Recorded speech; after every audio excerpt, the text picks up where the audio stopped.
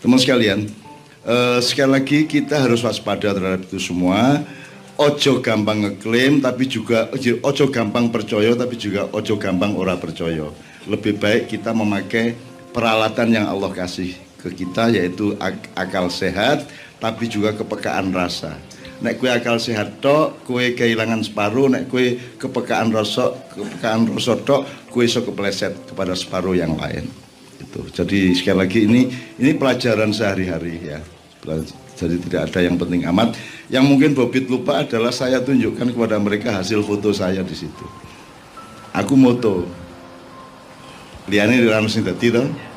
Aku moto tak dudu iki delon tak zoom iki ya. Dadi akeh banget Mas sing teko iki Mas. Akeh banget tak zoom delon iki ana sing raito, ana sing selonjoran ning wit, ana sing ning burine pager ngadeg. Pokoknya semua sangat jelas sosoknya dan wajah-wajahnya. Tur gedene ora padha.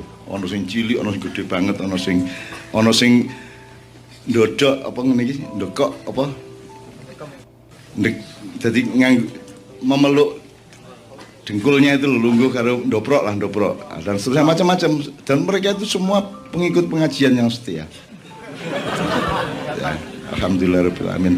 Jangan lupa saya sangat menghormati baginda Nabi Sulaiman dan kita sangat banyak belajar kepada dia. Sayang sekali tidak pernah ada yang belajar kepada Nabi Sulaiman. Paling pol mengagumi dan memitologisasikan Nabi Khidir ya, yang peristiwanya sangat sekilas. Itu pun tidak dipelajari secara ilmiah gitu ya. Oke, ini banyak kita bisa omongkan, kapan-kapan kita tambahi lagi, tapi untuk pembelajaran kejernihan agar menemukan pas dan kesempurnaannya masing-masing. Saya sekarang sekilas menjawab. Jadi Mas yang dari Imogiri atau di Kota Gede, saya tidak pernah datang ke dalam mimpi Anda. Yang terjadi adalah Allah menghadirkan saya ke dalam kesadaran Anda. Nah, nek aku teko tenan kue ora dalam keadaan turu kan kue ngeblak, akhirnya semaput. Makanya Allah menghadirkan saya ke dalam mimpi Anda, tapi bukan saya hadir ke mimpi Anda, itu kan semua Allah aja itu, kan itu.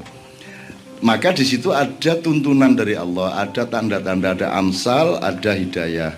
Nah, dari apa yang Anda alami mengenai apa jenenge kerikil ya, misalnya kerikil ya, berarti Anda orang yang harus gemi titi. Kue iki kurang gemi, kurang titi kue iki sok ngeremehke sesuatu yang menurut pendapatmu saat itu tidak terlalu penting.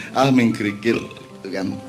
Padahal kerikil itu tidak ada barang tidak penting ya. Robbana ma khalaqta hadza batila. Jadi jangan pernah meremehkan apa-apa. Jadi selalu gemi titi nastiti gitu ya. Sebelumnya yang sebelum kerikil apa tadi?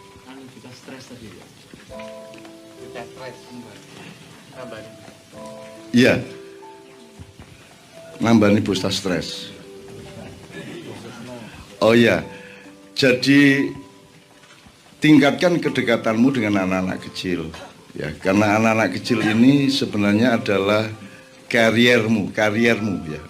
Karier itu artinya yang membawa dirimu sampai ke masa yang kamu nanti sudah mati, dia tetap membawa dirimu.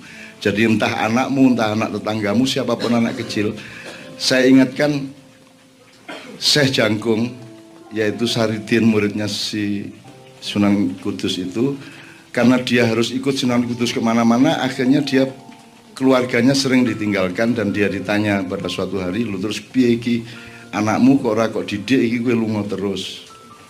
Terus Saridin meyakini begini, saya selalu menyayangi setiap anak kecil sehingga kesempurnaannya terjadi kalau anak saya juga disayangi sebagaimana saya menyayangi anak yang saya jumpai.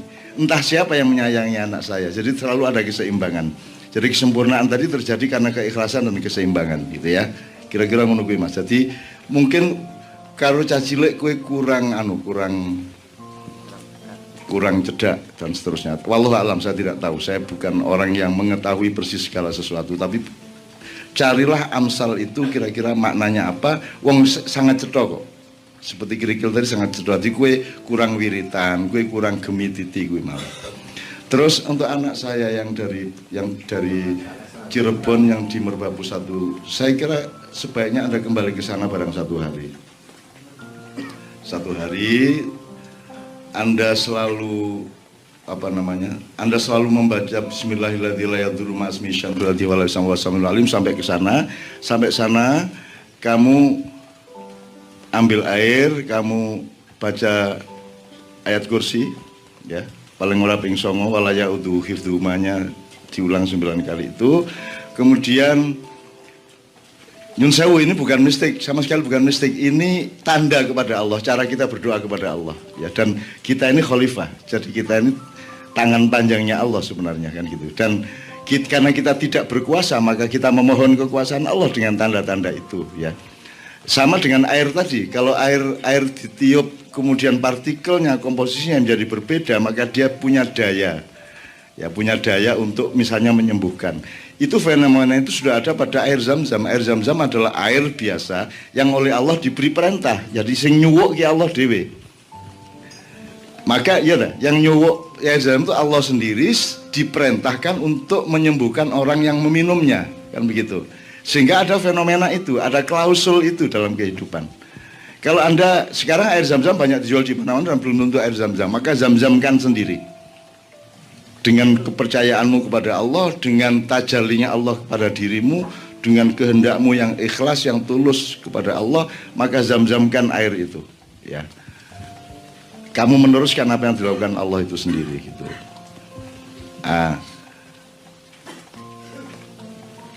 Anda baca itu, kemudian di gerbang desa itu Anda biurkan, ya.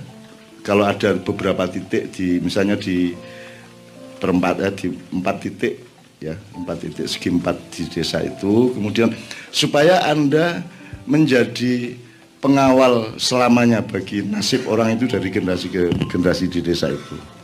Kemudian Anda ketemu sama anak-anak kecil dan Anda melihat, Anda membaca mereka dan doakan kepada Allah SWT agar mereka menjadi orang-orang yang akan menjaga daerah mereka, orang yang akan menemukan hidayah Allah di daerah mereka, dan orang yang akan menjadi pelopor bagi pembangunan yang baik di masa depan di desa itu.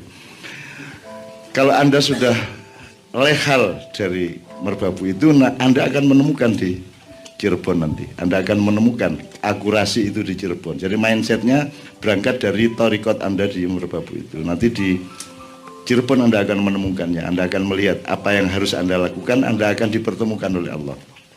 Ya, dipertemukan. Syukur begitu sampai di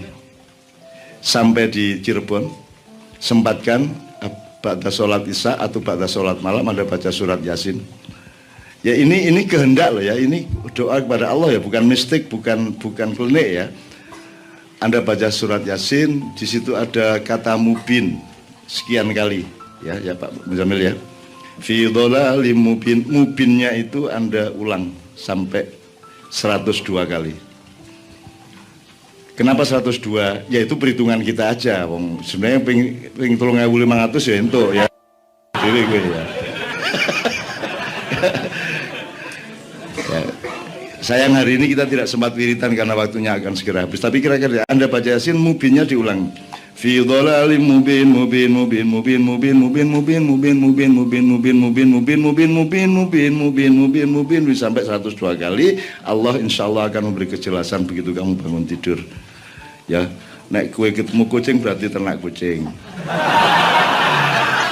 Nek jebul sing liwat berarti panjang kue jodoh. Tapi insya Allah begitu, ya Mas. Termasuk nyolek jodoh. Gue istikharah kan bisa dengan sholat, bisa dengan, kalau tidak sempat istiqomah sholat istikharah, ya gue paling ora maca Yasin gue mau dengan ya mubinnya itu diulang, ya, supaya anak Allah memberi kejelasan kepada hidupmu. Nek gue ora kober Yasin, ya wis ya mubin wae.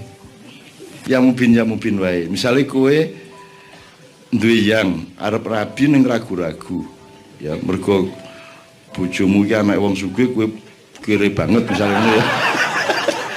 Upamane, ya iki.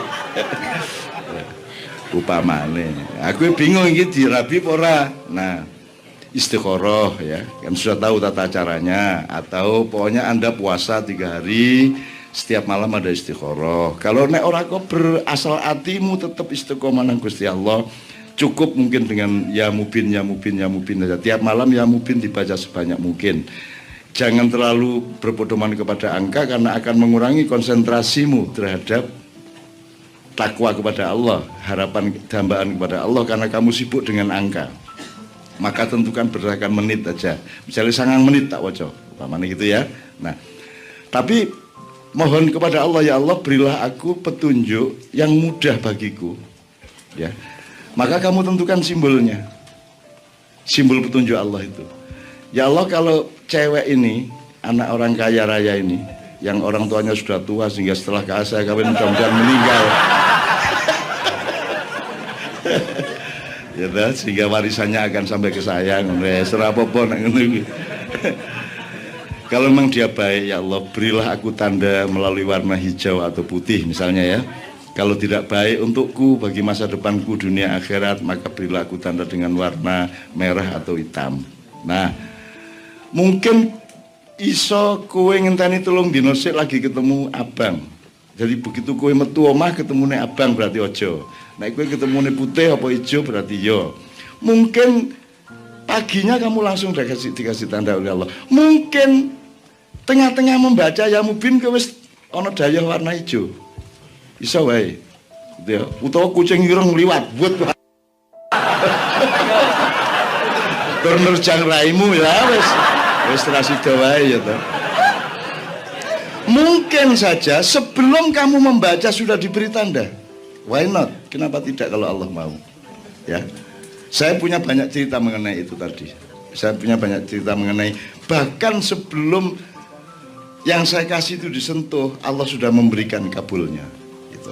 Ini banyak cerita-cerita seperti itu dan itu semua kekuasaan Allah dan sama sekali saya tidak punya kekuatan apa-apa. Saya sama sekali tidak punya kuasa apa-apa. Mohon itu diingat. Jadi kita tidak pernah sempat untuk GR pada apapun yang ada pada kita karena semua yang ada pada kita adalah milik Allah Subhanahu wa taala. Ya, asal tauhid ini Anda jaga, insya Allah akan lebih dimudahkan oleh Allah. Ngono ya, Rek ya. Ya Mas ya, bismillah ya. Dikorbankan 1 hari nanti sampai Cirebon itu tadi ya mungkin Anda akan dapat akurasi, dapat kesempurnaan, awal kesempurnaan di Cirebon. Oke.